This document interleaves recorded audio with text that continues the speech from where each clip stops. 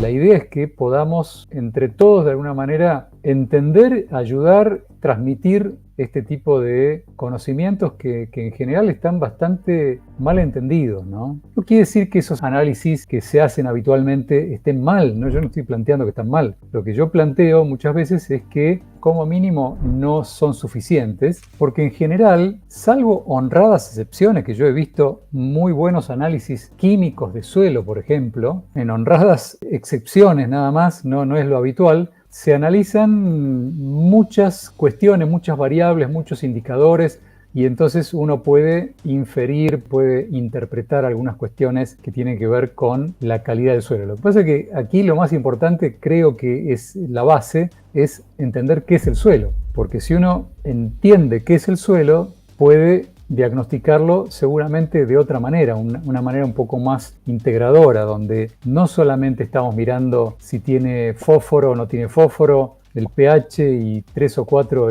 indicadores más, y con eso podemos decir que el suelo es bueno o es malo. La verdad que estamos muy lejos, pero muy lejos de eso. Primero, el suelo es un organismo vivo. A partir de esa visión de organismo vivo, uno tiene que empezar a entender que tiene órganos y que esos órganos están funcionando o no, están funcionando bien o están funcionando mal. O sea, primero si están, si no están, y si están funcionando de la manera adecuada. Siempre el análisis biológico concretamente es clave en todo esto. O sea, siempre muestro en mis cursos de bioregeneración de suelos esta suerte de ecosistema en sí mismo y muestro cuáles son los órganos y siempre pregunto lo mismo. ¿Están todos los órganos que tienen que estar en ese suelo? Y si están funcionando, están dañados, porque pueden estar dañados. Los procesos bioquímicos que se llevan a cabo en un suelo son monumentales en cantidad y en tipo de procesos biológicos, bioquímicos, químicos, físicos. Bueno, todo eso, cuando uno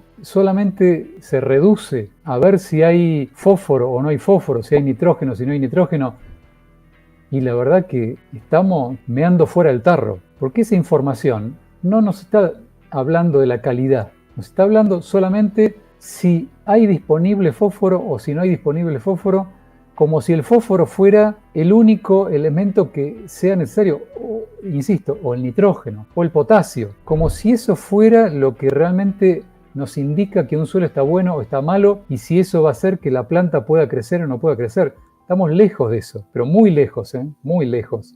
En todo caso, uno tendría que ver todos los nutrientes que hay. O sea, ¿por qué? Porque no solamente porque están todos los nutrientes en un suelo, sino porque, en definitiva, la planta come todos los nutrientes, no come solamente nitrógeno, fósforo y potasio. Si yo me quedo con esa información nada más, solamente voy a tener la posibilidad, supongamos que el nitrógeno, el fósforo y el potasio sean realmente necesarios. Vamos a suponer que eso es así. Perfecto. Quiere decir que en un análisis donde nos muestran solamente NPK, la única decisión agronómica que vamos a poder tomar es, acá falta fósforo, falta nitrógeno, entonces, ¿qué hacemos? Vamos y compramos fertilizantes de nitrógeno y fertilizantes de fósforo. Y listo, y ahí se solucionó el problema. No, lejos de solucionar algo. No solamente que no lo solucionamos, sino que además entorpecemos el sistema y además de intoxicarlo, lo alteramos totalmente. Generamos un desequilibrio porque no es cierto. Tienen que estar todos los nutrientes y tienen que estar en equilibrio para que la planta pueda tomar todos los nutrientes en equilibrio. No importa que el nitrógeno se necesite en gran cantidad y por eso usamos gran cantidad de nitrógeno. No importa.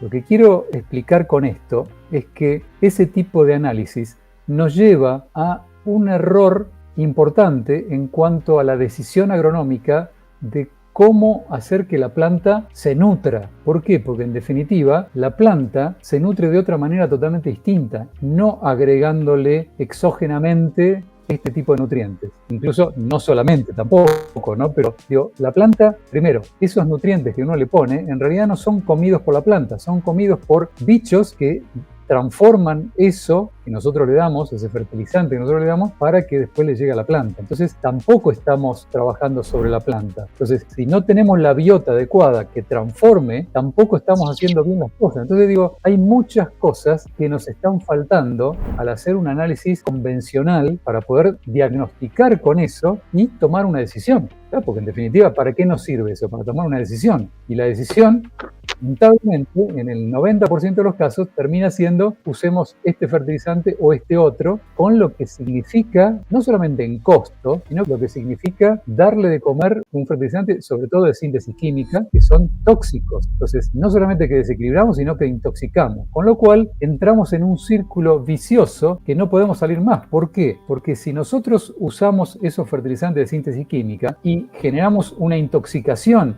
y un desequilibrio en ese suelo no va a poder luego darle de comer a la planta. ¿Por qué? Porque va a estar o va a estar intoxicado o va a estar dañado. Entonces es imposible que ese suelo en el largo plazo pueda darle vida en todo caso a la planta. No lo va a poder hacer.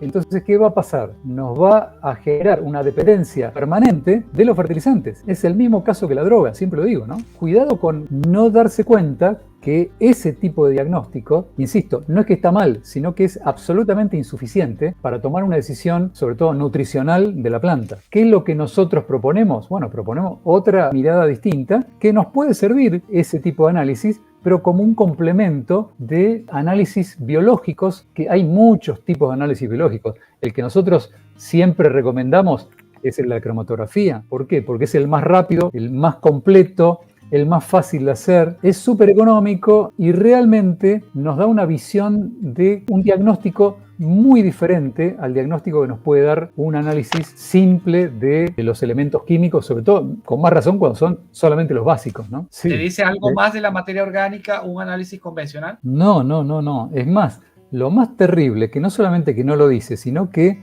uno le puede pedir, supongamos que decidimos, porque aprendimos que la materia orgánica no es un valor que nos diga algo demasiado importante, o por lo menos no nos dice la situación actual, nos está diciendo la situación potencial. O sea, la cantidad de materia orgánica que tenga un suelo nos está dando una idea potencial de lo que puede llegar a suceder. Lo que pasa es que siempre y cuando esa materia orgánica esté disponible, como el fósforo. Yo hago un análisis de fósforo, por ejemplo, fósforo total, y me da a lo mejor 600 partes por millón de fósforo. Sin embargo, cuando hago el análisis de la disponibilidad actual, me dice 5 partes por millón de 600 partes por millón que puede haber. Entonces, ¿qué quiere decir esto? Quiere decir que hay algo que no estaría funcionando. ¿Por qué no están disponibles las otras partes por millón? Bueno, lo mismo pasa con la materia orgánica. Yo puedo tener mucha materia orgánica en mi suelo y mi suelo no tener la condición para que esa materia orgánica realmente esté mineralizada y transformada en humus, que es lo que realmente nos sirve a nosotros para tomar decisiones agronómicas. Entonces, y por supuesto para que mi cultivo se pueda desarrollar correctamente. Pero como este tipo de cosas hay miles de detalles que no los voy a poder plantear hoy simplemente por una cuestión de tiempo. Pero la propuesta es empezar a pensar con otra mirada, digo más amplia, una mirada más abarcativa, que realmente me esté dando algo que me pueda ayudar a tomar una decisión saludable, una decisión inteligente, una decisión que obviamente que son decisiones de mucho peso y de muchos pesos, con lo cual no me puedo equivocar. Justamente, si uno aprende a interpretar, seguramente es muy poco lo que va a necesitar agregarle de la manera tradicional que nosotros tenemos la cabeza estructurada. Es decir, bueno, le falta tanto de fósforo, voy y compro tanto de fósforo y lo pongo en el suelo porque el análisis me dice tanto de fósforo. La verdad, no es así. No funciona así la naturaleza. La naturaleza funciona en una sinergia, en una orquesta